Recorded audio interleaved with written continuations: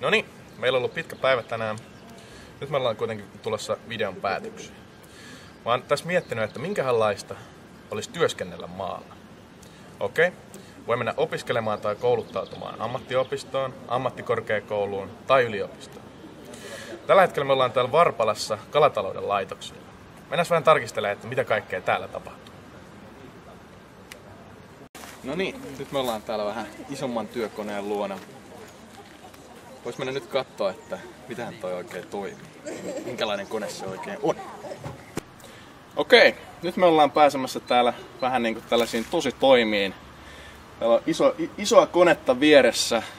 Tää on tällainen, citypoika sanoisi tähän, että tällainen iso mopoauto tai työkone. Haluaisitko kertoa jotain, että mikä tässä oikein on? No juu, tämä on Varpalan uusinta kalustoa, tuntee nykyisin merkin Komatsu, entinen Valmetti.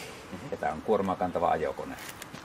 Tämä on tullut niin sanotusti täydentämään tätä energiapuun korjuuta ja myöskin tätä normaalipuun korjuuta. Ja tällä voidaan ajaa tuolla pehmeällä maastolla, koska siinä on pehmeän maaston ajo-ominaisuudet. Ja sitten siinä on vielä integroitu tämä kuormain vaaka. Eli saadaan mitattua puutavaraa, kun se tuodaan metsästä. No niin. Pinoon kun laitetaan, niin se on valmiina sitten luovutettavaksi eteenpäin jatkokuljetusta varten. Kuinka monta kertaa tämä on käytössä per päivä? No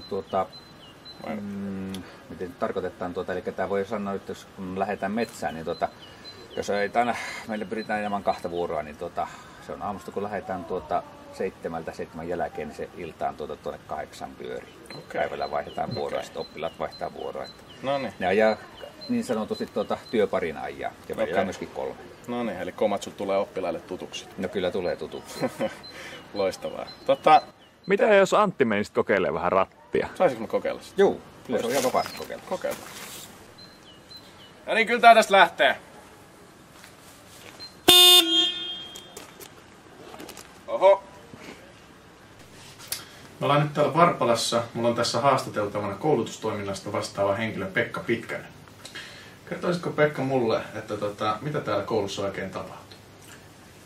No, Varpala on toisen asteen ammatillisen koulutuksen koulutusyksikkö ja meillä luonnonvara- ja ympäristöalalla ja meillä on ammatillisia perustutkintoja metsäalalla, kalatalousalalla ja luonto- ja ympäristöalalla ja sitten myöskin vahva aikuiskoulutus, ammatillisen lisäkoulutuksen tutkintoja on 5 kappaletta tällä hetkellä meillä. Kuinka monta opiskelijaa täällä opiskelee tällä hetkellä? Meillä on kaikkiaan noin 160 opiskelijaa ja heistä 100 on tässä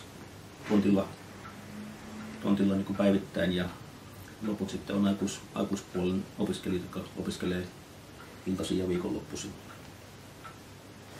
Kauan täällä kestää opiskella?